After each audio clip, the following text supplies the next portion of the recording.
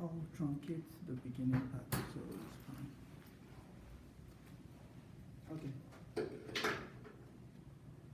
So we'll just cover a couple of topics in differential equation. We'll start with linear differential equations.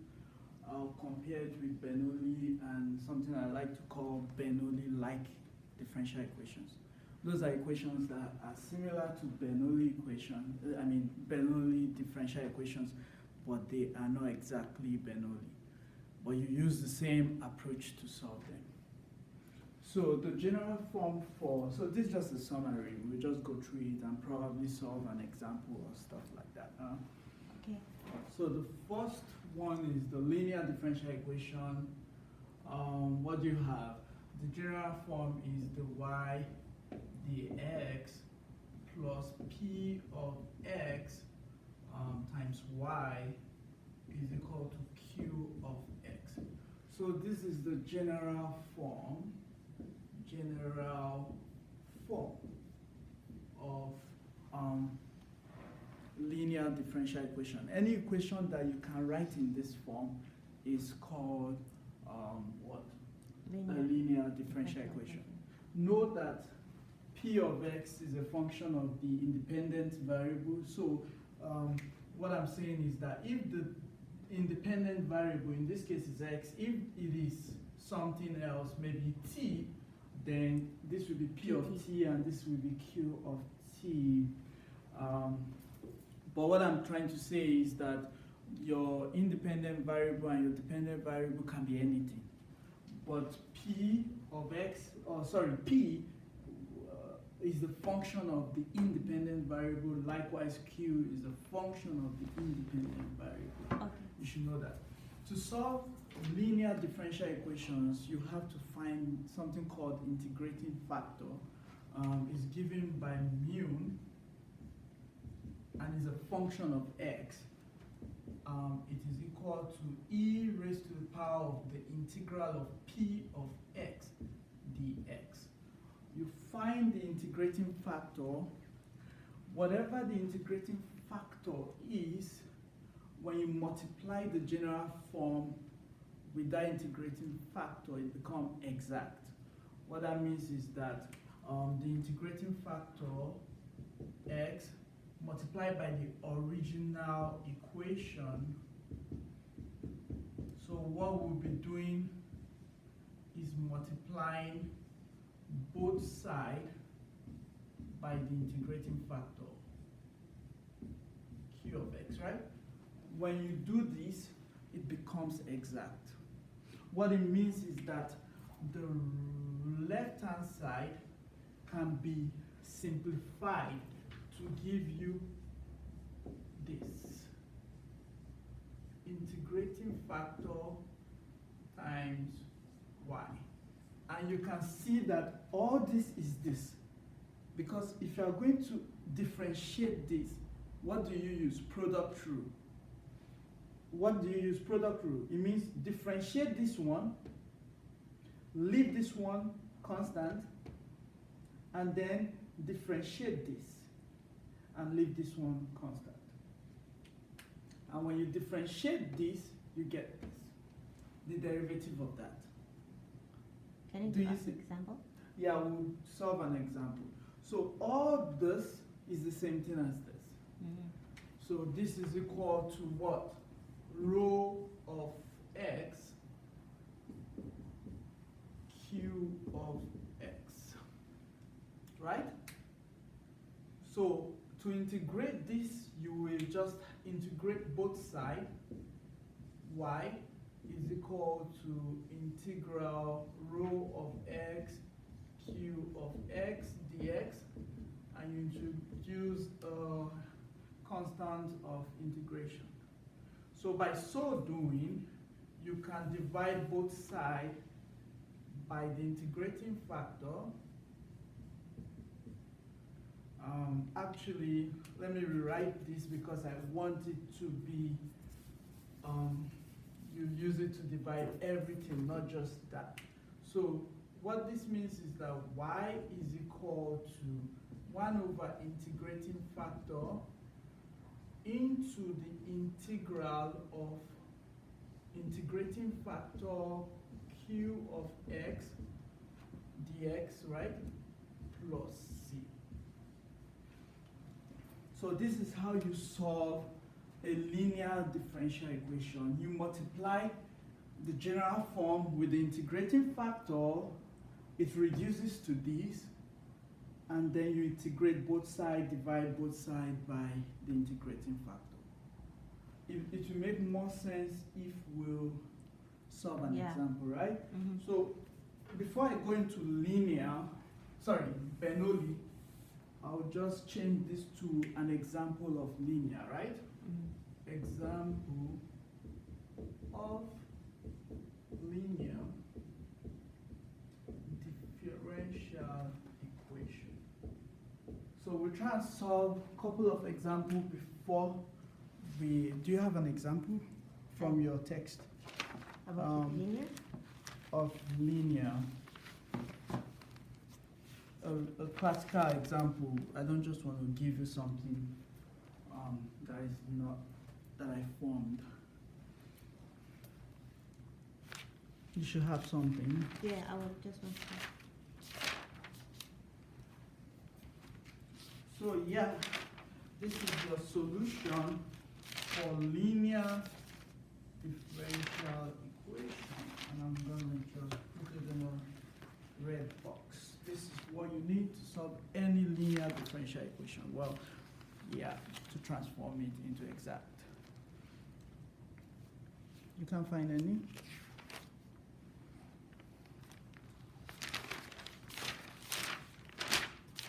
So an example, expect the y, the x is equal to, sorry, I will write this. Y dx plus, you still can't find any? You tried a couple of yesterday. We tried yesterday? Okay, look at one here. Okay. Let me see.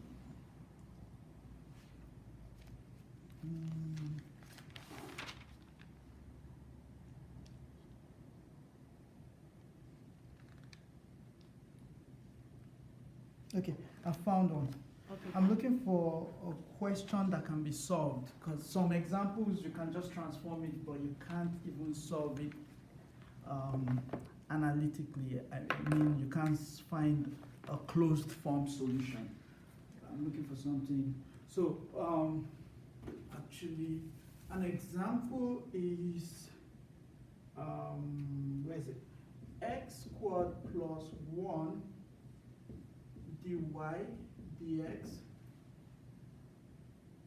plus 3xy is equal to 6x. This is what the example is. If you compare this with this general form, it doesn't look exactly like it, but you can rewrite it to look like this, right? What can you do?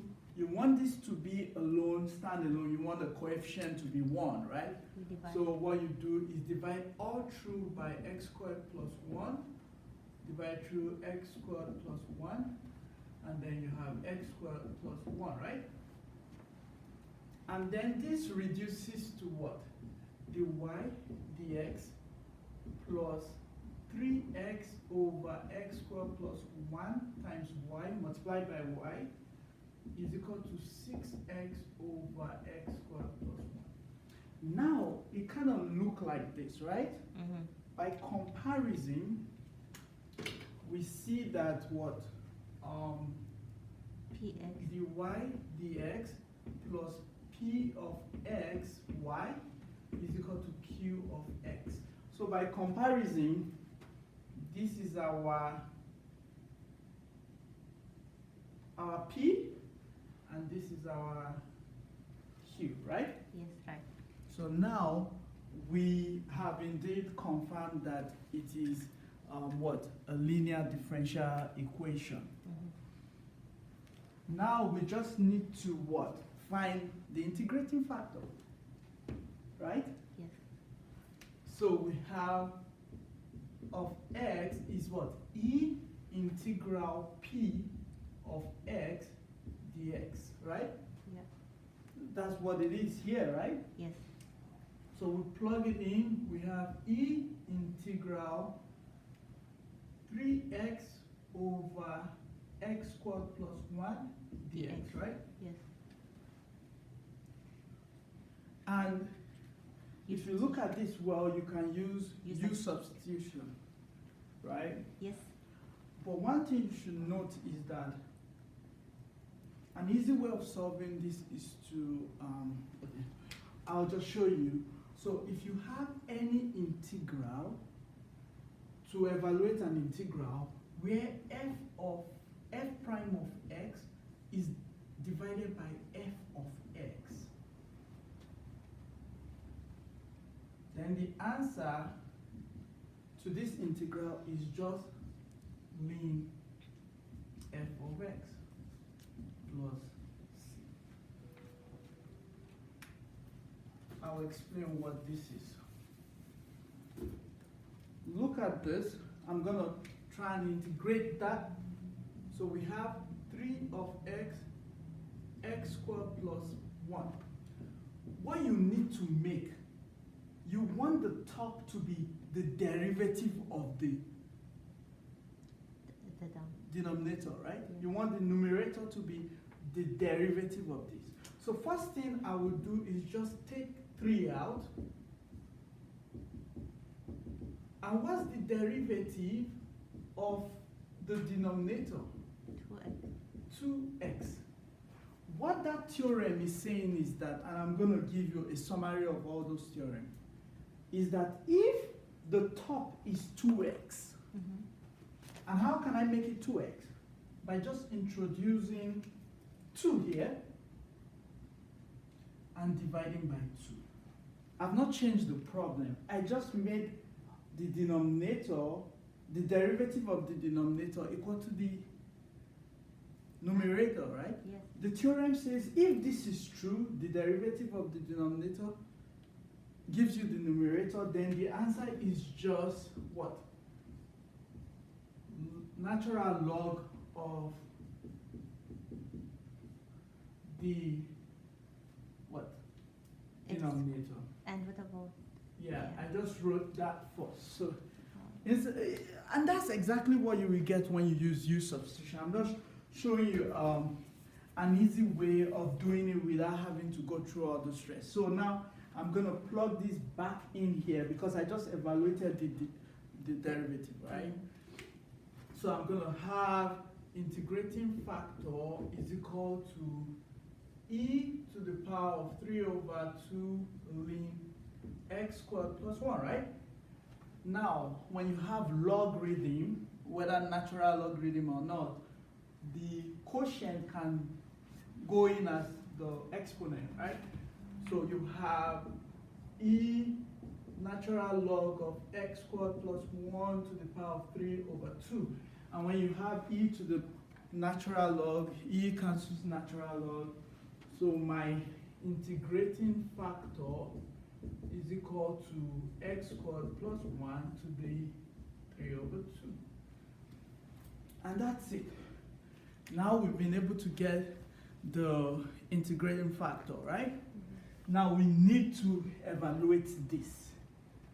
This is the result of the solution to our differential equation is given by this, right? So you just plug in and evaluate this, and that's, I'll do it there before we go back to the initial topics we want to touch. So I'll have here example of linear continuation, right? Right? So I'm just going to lift this. I'll lift this, and then I'll have y is equal to what? 1 over integrating factor into integral integrating factor multiplied by q of x, right? dx plus the constant of integration. And I'm going to just plug in everything. I have my integrating factor, I have my q of x, right?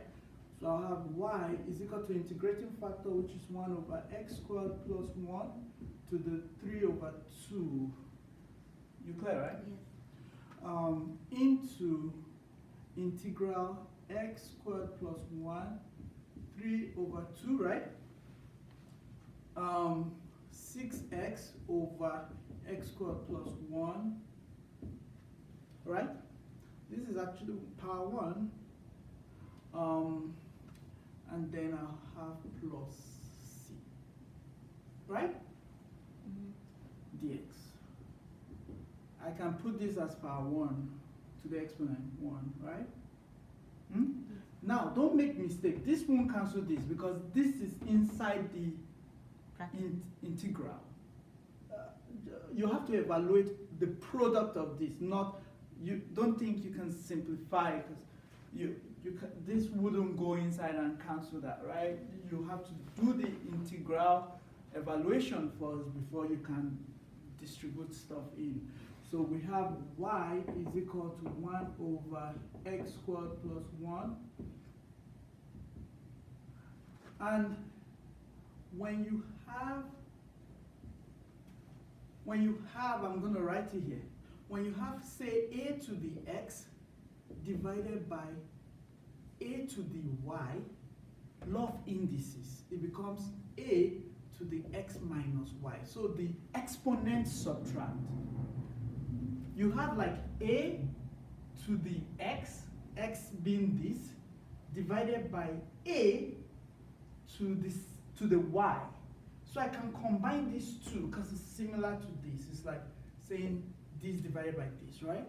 So I'll have x squared plus 1 to the power of 3 over 2 minus 1. Do you agree with that? Right? Yes.